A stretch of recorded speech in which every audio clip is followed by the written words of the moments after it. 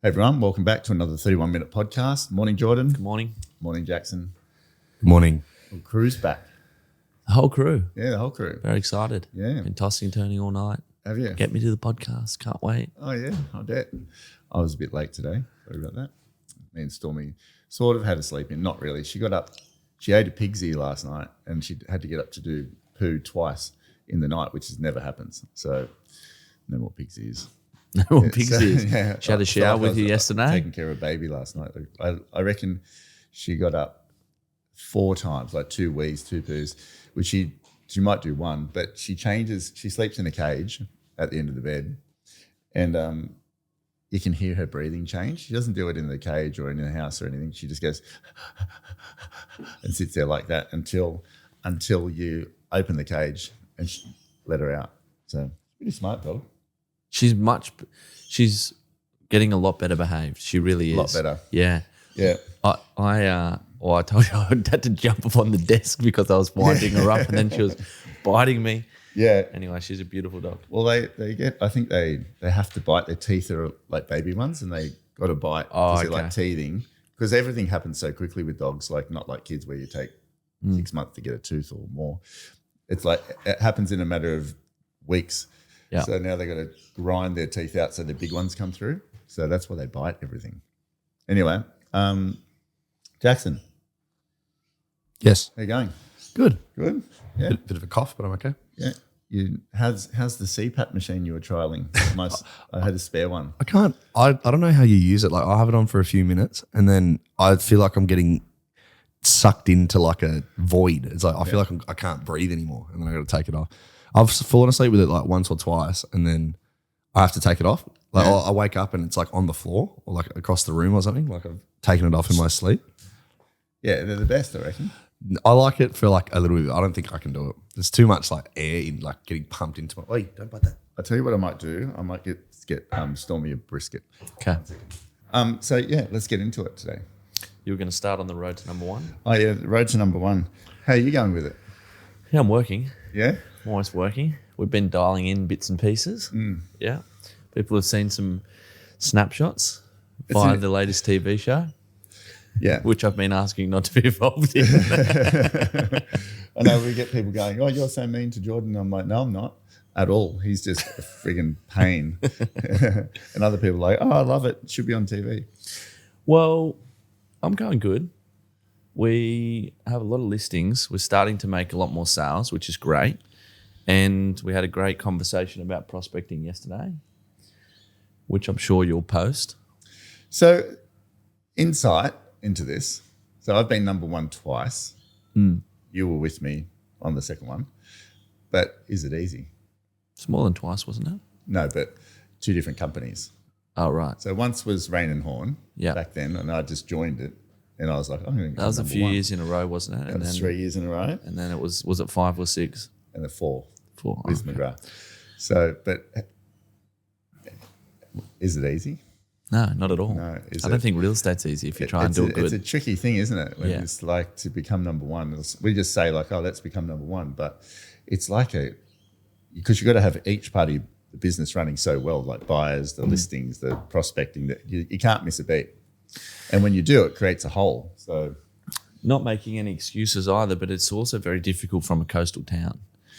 Yeah. Because you would think that Alex Jordan's Brisbane market and the Sydney markets, most of their real estate, the time that they're spending in their real estate career would be finding listings.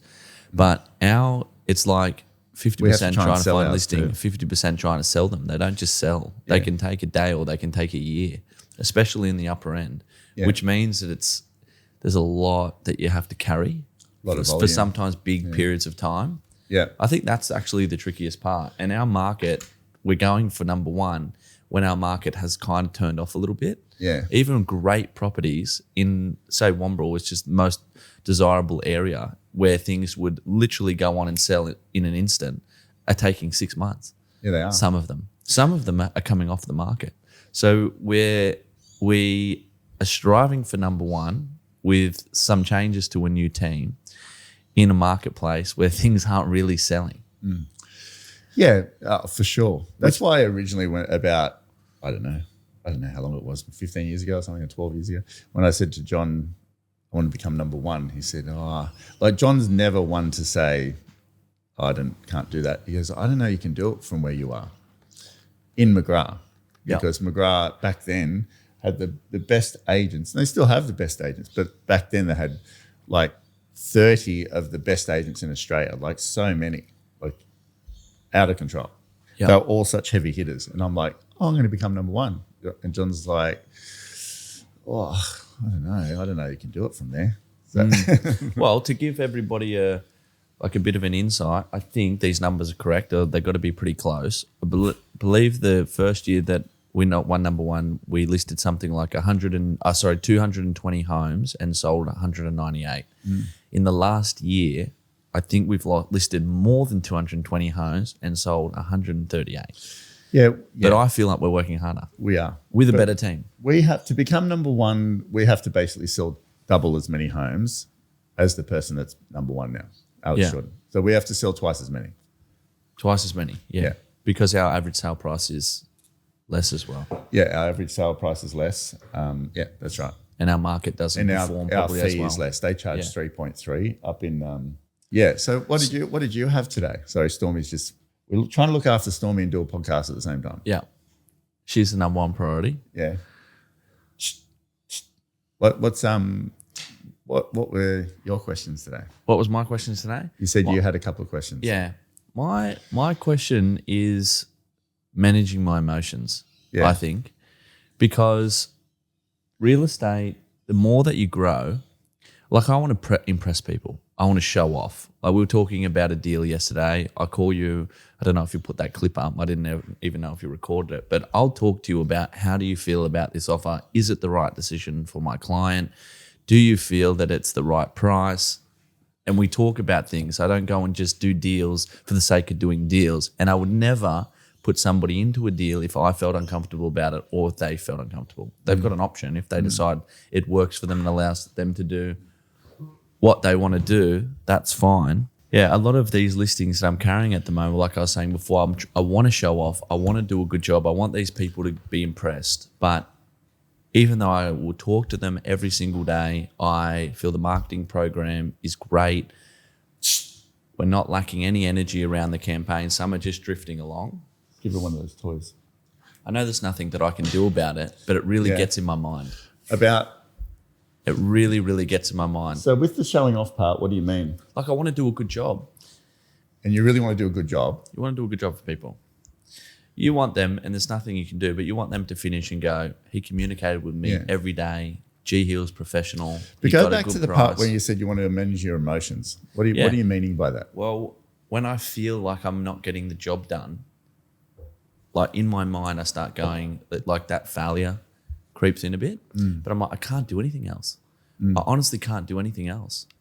And like that weighs on my mind a lot. Like we just had a listing in Wambrel come off the market that I've been working on for 6 months. We really liked the people. I spoke to them every single day. We had so many people through. And I think everybody just got a bit exhausted in the process and they ended up resting it. But like, I'll think about that for like a month later, going, could I have done anything else? Yeah. So anyway. Go back to the emotions part. Tell me what you mean by that. I know I can't do anything about it, but I really can't shake the thoughts in my mind. Like, could I have done something different? I really wanted to get that sold. Like, I hope they're not disappointed that we couldn't get it sold. Like that type of thing. And I think about it constantly. The stuff where you do a great job. I think you just really want to be liked massively. Like, and I was the same. I was exactly the same. I used to sell an auction and it would sell and I might not have hit the reserve and I'd be beating myself up for days after. I'd ring Jamie and I'd say to him, I really think maybe we could have got more for that maybe, or because the buyer might have had an extra 5,000 or 10,000, but because it stopped, everyone decided to sell it. And I used to really struggle with that.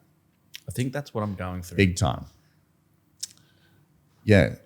And I would be constantly assessing, was it the right result, not the right result, which is a good thing. But what I do now is and it's no different than the one you just sold in Old Gosford Road, where you rang me and said, I think it's worth 3, but the offer's 2.9. What should I do? What I do now is I leave it up to the person. But I think if it's the right decision, I push a little bit. More to help them feel that we need to think about this carefully. Because if you don't, in my mind, if I don't do that, then and they don't take it, because they don't know, they're not selling house. That's what I'm there for, to help them. If I was a stockbroker and I was managing your money and the stockbroker said, Jordan, I think you should sell your Apple shares because Tesla's releasing a phone or something, and I didn't tell you, what would you think? Cost me money. You'd be like, well, you should have seen that coming, known surely. that. Yeah. So ultimately, I see it as the people's decision ultimately. My self-esteem isn't attached to their property anymore. It used to be. Because I used to think the whole world was watching if I'd sold it. And then on top of that, if I'd done the right job, are they going to tell someone else that I'm not good or something? So that's how I used to be massively. But what I found was it created a huge amount of anxiety, to the point where I think it was causing a problem inside of me. Whereas now, if I've done everything that I can and they take a property away from me, sure, it's annoying, but I think to myself, well, maybe I just wasn't aligned with it, or maybe that's going to lead me to something else. I see it differently now. Like, I'm being led to my own success and my own journey. So all the things that happen along the way are leading me somewhere else. Yeah. So whether that happens or not, so whether it goes through or not, it's sort of really none of my business. It's just the way that it is.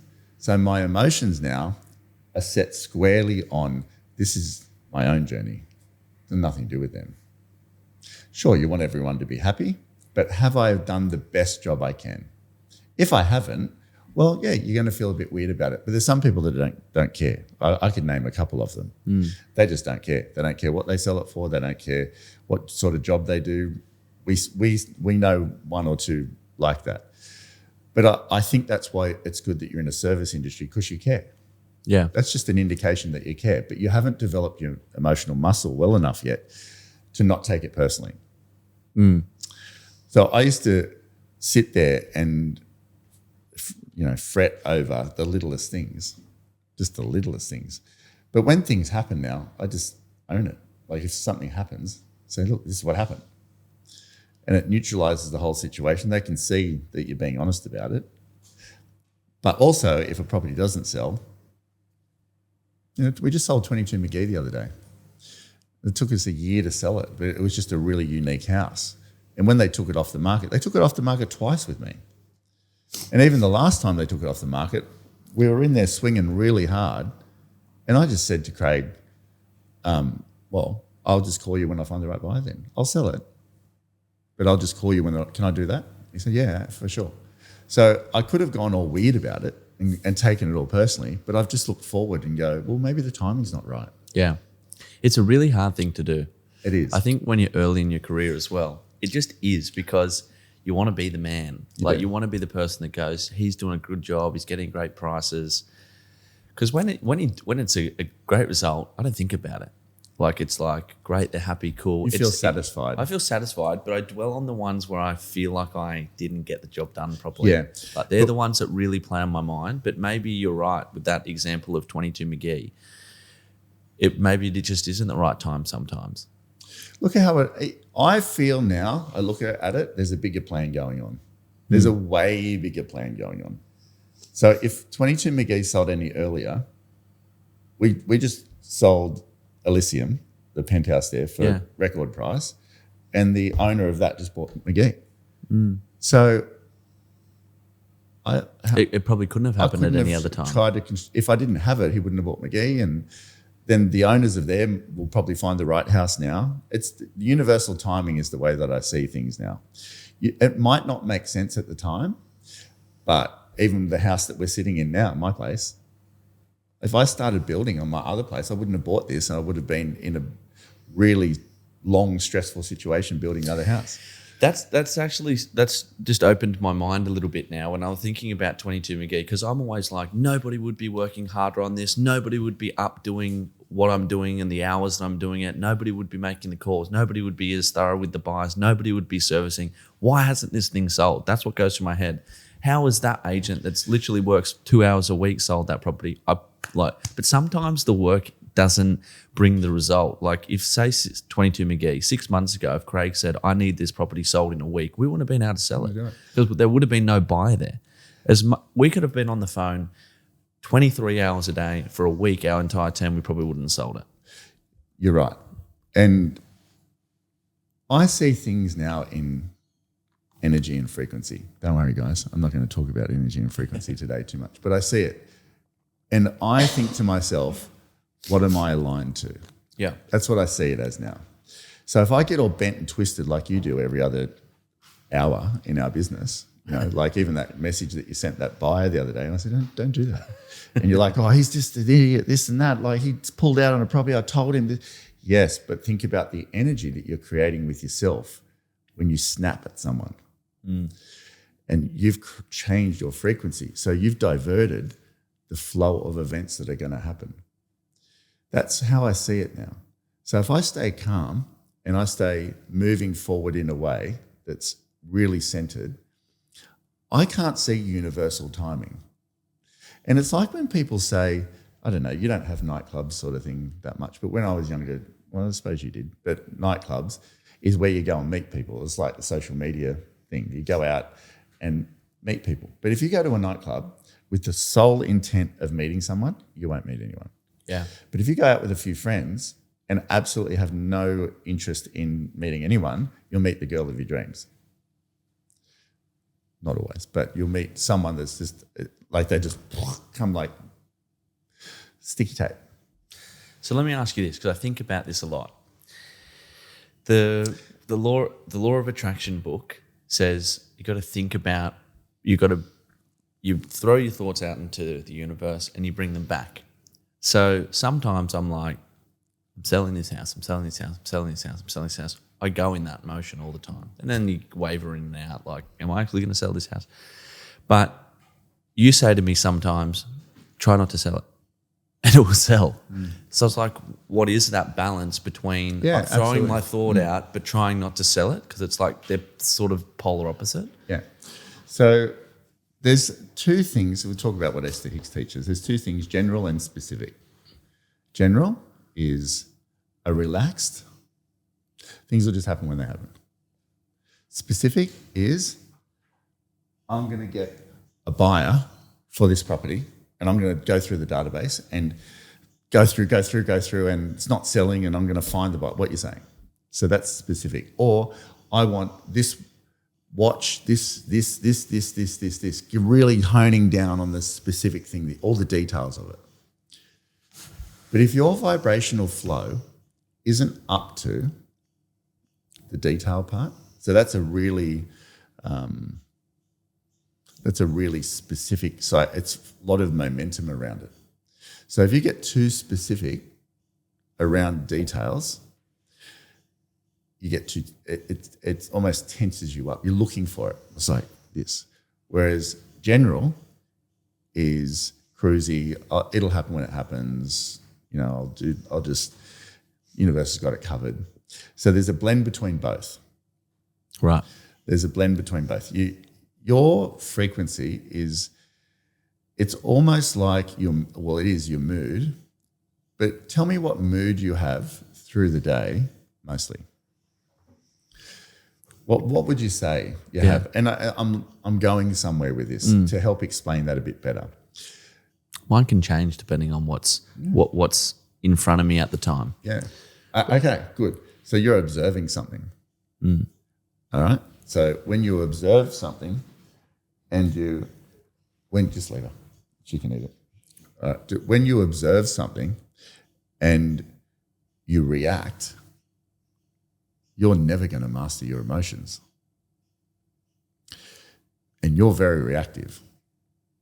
So when you observe a buyer that says, hey, I don't want to buy that house anymore, and you sit there for 10 minutes formulating a text message to say, you're a jerk. What mood is that? Disappointment, And probably. then in the Monday meeting yesterday, you kept talking about it. Like you wouldn't get your brain stuck on that, but feel the momentum around it. You got some serious momentum around the anger. Yeah. You're annoyed. That sort of, you got some serious momentum there. That's going to run for a while. And the more you fuel it, the faster it goes. And funny enough, the faster it is, whether it's good or not, you can get very specific on that momentum. You can tell me, he did that. You did yesterday. You just kept talking about it. I told him, I took him there, I did that, and you just kept going on with the story. So you're fastening it up. So is that general or specific? Specific, real specific. And what that's doing is shoring up that vibration real good. So what's going to happen is you're going to list the property. It's going to match that buyer, the personality of the owner. Or you're not going to get the go-ahead on a really good feeling thing that you've been working on. And you're going to get more angry. And then you're going to get a flat tire during the day. And you're on the way to an appointment, you're 10 minutes. It's funny you said that. My car ran out of fuel yesterday. See? It's at the office. See? That's how it works. It's exactly how it works. But on the other side, let's talk about that one scenario. So let's help people understand this. You took the buyer there. You've had another fallover or two on it before. Mm-hmm. You took the buyer there. You explained it thoroughly. You told him everything about it. You stood there. You took him there a couple of times. You said, this is what it is, da-da-da-da, septic pump out, this, that, blah, blah, blah. You were so incredibly informative. You said to him, don't put an offer in unless you're going to go ahead with it. Yeah. He said he wanted to sign it that night. I made both our EAs stay up. Stop. Don't talk about it. Don't talk about it. And then he pulled out the next day. Got an offer accepted and pulled out the next day. Yeah. And then you wrote this fully aggressive email back to him, basically saying, mate, when I see you, whatever you said, right? So, but yeah, that's how specific that is. But you can get real specific on it because your vibration is right there. Your flow, your vibrational momentum is right there. Go on let's talk about a different reaction. Let's talk about a different reaction on that one. So let's say he pulled out and you did nothing. You said, okay, understand, all the best with your search. I'll see if anything else comes up down the track, and you left it. Yeah, probably much better. I'll probably sell that guy something. You'll sell him something. Yeah. Another buyer might come along. One of our owners inquired on it the other day, but another buyer might come along and might have a family member that owns a clifftop property in Foresters Beach that wants to sell, and they want to buy this land, the son wants to buy this, who knows? And that's the way you need to see it. So see how general is really important in that instance. But as things get better, so as like our results now, we're pumping at the moment. Yeah. So we're pumping and pumping and pumping. We can get real specific talking about our results, our numbers, our stuff, la, la, la, like 20 and 20 listings, 20 sales. Number one, we can get real specific with that conversation because we have massive momentum at the moment with our sales and listings and all of that. Yeah. Yeah. But think about 2 months ago when we were having a really average time with sales because people just weren't around. If we got real specific talking about there's no buyers, there's no this, there's no that, that would just keep going. But we just almost ignore it. We almost let it go a bit and just generally talk about when the market kicks back in, when buyers start coming back. There's a few more this weekend. And we're just generally talking about anything good. We get that momentum going. And we get that momentum going. It's like when that whole COVID scenario first started and me, you and Trev sat in the office. We had a big team and we're like going, what do we do? And you said there'll always be someone that wants to buy and sell the property. Yeah. I don't want to hear about anything else apart from who wants to buy a property and who wants to sell a property. Exactly. And that become our complete thought process for 6 months, and then it went the other way. But you got to manage the moment. This is the key to this, Jordan. Managing the moment. Moment by moment by moment by moment. So you in 5 years' time is nothing more than a series of moments put together. That's all it is. So if you want to be what you said, you want to show off. I don't know why that's such a driver for you, but it is. You want to show off. You want to be famous. If I'm out there doing a job, I want to do a great job. Yeah, but you want people to rub your ego and say, mate, you're a legend. Yeah. That's what you want. Yeah. Yeah. I want to be David Beckham, people wearing my jersey and cheering and going, that guy's such a great player, not the left center or whatever it is that nobody actually knows. Yeah. So that's fine. That's driving you. But that person is made moment by moment from now. So when you get there, imagine you learnt this skill now at your age, and in 5 years' time, imagine where you will be in terms of having the ability to attract things into your life, managing energy, managing your emotions. Because the most successful people have just learned to manage their emotions really, really well. They can withstand some stress. They divert the things that aren't going well. Yeah, they deal with them, but they almost just deal with them. They sort of separate from their body and they just deal with them and don't make it debilitatingly stopping them. They're like, let's just keep going. Let's just keep going. Let's just keep going. Let's just keep going. They manage that really well. Yeah. So back to your emotions. You're young, but the quest for you at the moment is how do you manage your emotions better? Because I think that's the next step for you. It is. It is. Yeah. It's the next step for you. Not to take things so personally. If you've done a bad job, yeah, you deserve to feel not so good, but you don't. You live, eat and breathe doing a good job for people. And I think that's the only part that you can control. Yeah. And when there's a sale, that's what I was saying originally, when there's a sale, I let the people make the decision. I don't really push because I push a bit. I sort of go, I think I might make a recommendation. I think this is the best offer we're going to get. I did that yesterday. I think this is the best offer we're going to get. There's a sale yesterday that we made, and you sat across the table from me 2 days before and said 1.381. That's what the property's worth. I said, oh, well, I'm going to get 1.4 something. I just know I will. I feel it in here. I just know I will. And 2 days later, what did I get? 1.4. Well, you helped me get it. It was your buyer, but 1.4. But if I went to the owner and said 1.381, you could feel the energy of the listing. I was a bit disconnected. Yeah. Yeah. And And if I went and said to the owner, sure, I might have got it together, but it would not have felt right. I do everything on what feels right. Everything. I won't make a phone call till it feels right. And I'm getting better and better in that at this time because I like protecting the bubble of my energy. If I do something outside of what I truly believe, it just doesn't go right. If you truly believe it's the wrong decision, okay, fair enough, but I truly believe that. And people will feel that. But when you talk to them, there's nothing more powerful than letting them make the decision, Jordan. This is the information that we have. This is my recommendation. I'm going to leave the decision to you. You do what feels right to you. Nothing more powerful than saying that. Then you can't get yourself stuck. They can't think Jordan made me do this. Yeah. Can they? But what's the balance with that between allowing them to make a decision and you knowing? Yeah. But she must be over there. Okay.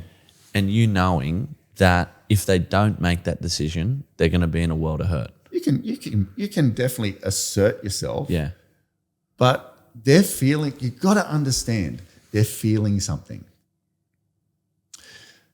The property that you just sold yesterday for 2.475. Yeah. You were trying to get that guy to take 2.433.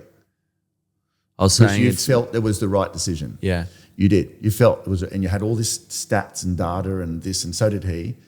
But he just said, I want 2.475. Yeah. That buyer disappeared. A new buyer came almost 2 days later. You've got to respect what's going on in people's instincts too. That's the way I see it as well. I've got my own. I'm feeling like this, and the most dominant instinct will win. So, and the only reason why I thought that is because we had this big, long track record of buyer and feedback what you were feeling. much under. So I was like weighing the risk up, and I was thinking, how long would it take us to find a new person? Yeah. It could have gone the other way as well, but we got lucky with it. But you let it go. I did. And you It went, was his- okay, let's go to the next buyer. See it was what his happens. decision, yeah. Yeah. So you moved into general Yeah. and you go, all right. But if you kept drilling down on the 233, you and the owner would have pushed right apart like this. Yeah. But you went, all right, let's just see what happens. And you put in that place. What happened? 2 days later, new buyer, $120,000 more. But it was one of those properties, he bought it for 2.4 something. 2375. Yeah, the 233 would have allowed him to move on, but he felt something different. And that's the part you got to tune into. Yeah. And 9 times out of 10, you just let it go. Just let it go, and what's going to happen. It's a very powerful place to be. It's a hard thing to do. It's a hard thing to do. It's a very hard thing to do. It is, because you're stepping off into the nothingness, and you don't want them later to go, Jordan. And I think it does come back to your personality too. You're very in tune with energy and emotion. I'm a bit of that, but I'm also fact-based. Like I try and look at like the market evidence. I try and look at the market forces. Like I look at what I can see so far, and you'll just go on, well, I've done it for so long, my gut feel is that. On the other side, you've got to be in a good space yourself to be that radar properly. That's why I say to you, don't party so much. Yeah. You don't lately, all sort of. But when you party, your frequency changes. Yeah. So you spend the next 3, 4, 5 days trying to regain your energy. You won't have the same receptor. The energy frequency is everything for me now. So if I'm beaming, today I woke up later. It's because Stormy got up a few times and things like that. But I won't get up until I physically think my recharge is full. I got up at 5-ish and I was just not feeling, in sync with the energy. I just went back to bed. Got up at 6:30, which is really unusual for me, but I had to. So it's, do I do that, or do I step into the day feeling a little tired? I don't want to step in the day a little tired. Daylight savings is throwing me out a little bit at the moment because I want. And you've got a doggy that's breaking your sleep pattern. Yeah, that's right. But I want to go into today, and every client that I deal with, I want to be the radiating energy signature that they feel, and it brings the results to us. Like, that's my job. Not to sit there and have a script and dialogue that's all of a sudden going to make me more sales. Yeah. Not at all. That's the most powerful thing you can have. Do you have another question? No, not exactly. No. Jack, do you remember I sent you that? Do you remember I sent you that screenshot of a text that the guy? I do. Yeah. Do you want to get that, Stormy? Come on. Is it a question? Yeah. Come here. Come on. Stormy. Good. Do you want to read it out? Yeah. Hang on. Jack, do you have that question? That we'll finish on this question from somebody. I'll pull it up now. I appreciate you get hundreds of these messages, but I was wondering if you'd have a moment to give me your thoughts on my situation. I'm in my 5th year of real estate. I'm 23 years old and also a father of a 9-month-old boy named Atlas. My real estate business took a long time to gain traction, around 3 years or so. All of a sudden, it really picked up and I had a really great year. I was very much in the zone. My fitness, business, family life was great. About 2 months ago, things started to slow down, neglected fitness to chase more work. Then business started to really lose momentum, which has put pressure on my family life. I've been trying to correct this, and your podcast has been fantastic. Any tips for getting momentum back when all things business, fitness, family are starting to get less and less inclined? Mm-hmm. So am I I hearing think you that? meant to write aligned, less business, in line. family. Yeah, I think you meant to say aligned at the end. Is it a he? Yeah. So he's saying that he had a business, had a lot of momentum, and then he went to 5 years in real estate? and then Okay. he went to try and be more healthy, and his business lost momentum. And is he asking about what the Is balance that what he said? Yeah, he said it was all going very well, and then he stopped training to focus more on work. Then work slowed down, and then everything slowed down, and he doesn't know how to get the traction back in. Well, do you want to? No, you tell us. I just work. Yeah. I think, can you send the question to me? Because you read it like you were half asleep. So in my 5th year of real estate, I'm 23 years old and have a father to a 9-month-old boy named Atlas. My real estate business took a long time to gain traction. So it took a while to gain traction for it. And around 3 or so years. All of a sudden, it really picked up and I had a great year or so. I was very much in the zone. With family life, fitness, business, and it was really great. About 2 months ago, things started to slow down. Neglected my fitness to chase more work. And then business started to really lose momentum, which has put pressure on my family life. I've been trying to correct this, and your podcasts have been fantastic. Any tips on this? So I think that's a bit of life though as well. I was going to say the exact same thing. You know, you've got a cup. I say it to Jordan all the time. You've got a cup of energy, you've got a cup of focus, and then you've got that much to spend on each day. And when you do that, the more you stretch it, the less you got. So if you've got a cup of water and you pull it out like this, it goes like lower. And you got a kid, you got business, you got fitness, family, all of that. How much demands? Like things. And 23 in real estate too. That's not easy. That's young. You've got to sort of put it into perspective a little bit. That's a lot of demand on a young person. And people put this thing on fitness like they might look at myself and think I train twice a day, but I didn't for 20 years. You got to go where your priority is first. That's what I think. Like you work 6 days a week, you have Sundays off, and you train twice a day, and you play golf on a Sunday. I train twice a week. Twice a week. Yeah. So that's fine. And I think that's a good balance. Work is your number one priority. If I was 23 and I had a family, a young kid, and whatever, I'd just be all work. I'd be all work. I'd be trying to get a great year every year, because that's the thing that's going to fuel your life, your kids, your family, and all that. You don't have to be the fittest person in the world. People go to gym. Like I know some people in our company, young people, they go to gym. It's first thing in the morning. I say to them, go letterbox dropping. Yeah. And they're like, oh, no, I really like going to the gym. Well, all right, go to the gym then. But they'll letterbox drop in the middle of the day. If he did 2 hours of letterbox dropping every morning, which helps with the fitness, and just had a reasonable diet and worked every single minute of the day, wasn't with his family, that's probably a better weekly plan, you would think. Do you agree? Yeah, it is. Yeah. Yeah, you got to be smart with what you do. Like with cardio, do cardio, but walk fast. Do it for 2 hours every day, and you've contacted 250 people before anyone else has got out of bed. When you're set up with business and financially and you've got that momentum going, life's a bit better, especially young. Like spend the next 5 years just locked down building that. Doesn't mean you can't do a bit of fitness. Make Sunday mornings your fitness. I don't know, it's something else. You're not going to be Mr. Olympia and also John McGrath. Do one thing really well for a while, just one, because you can focus on one thing really good. Doesn't mean you've got to be unhealthy, but see it as your cardio, like dovetail it and have a great gut health diet. Do that. Just do those things for now. Take care of your wife and your kid, and then make business pump. So set some targets with your business. I want to write this much. I want to do this. I want to do that, and just be all in on your business. Because if that's flowing, you're going to have a bit more peace of mind. When you're trying to juggle all these other things, you've only got so much in the cup to give every day. And I think sometimes people don't realise I worked around the clock in real estate for a really long time. So that was very helpful. It's sure I burn out later in life. I probably could have changed it after 10 years and just slowly done more stuff. But you don't have to do much in the way of fitness at all. And then have just some dedicated time if you're going to spend it with your wife.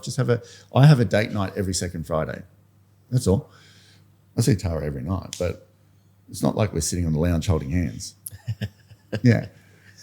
And just have a very simple routine. It might just be a nighttime routine that you do. You might just do some breathing and have a cold shower and a bath and go to bed. Keep it very simple.